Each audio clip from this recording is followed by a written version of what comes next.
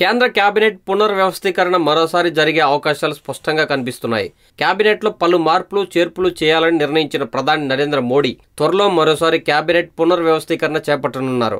కేబినెట్లో మార్పులు చేర్పులు చేయాలని మోడీ ఎప్పటి నుంచో భావిస్తున్నట్లు నేషనల్ మీడియాలో వార్తలు వినిపిస్తూనే ఉన్నాయి. ఈ క్రమంలో ఎట్టకేలకు కేబినెట్ పునర్వ్యవస్థీకరణకు మోడీ సుముఖంగా ఉన్నట్లు తెలుస్తుంది.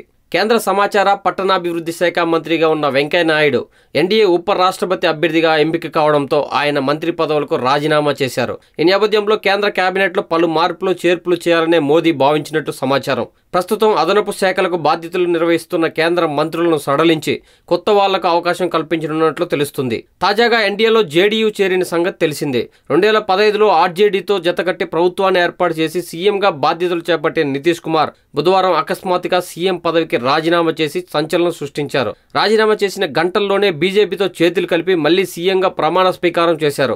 ఈ క్రమంలో ఎన్డీఏలో చేరిన జేడీయూకు కేంద్ర మంత్రివర్గంలో 2 బెర్తులు దక్కే అవకాశం ఉందని తెలుస్తుంది. ఈ వీడియో మీకు నచ్చినట్లయితే లైక్ చేయండి, షేర్ చేయండి. మరిన్ని అప్డేట్స్ కోసం మా జనహితం టీవీని సబ్స్క్రైబ్ చేయడం మాత్రం మర్చిపోకండి.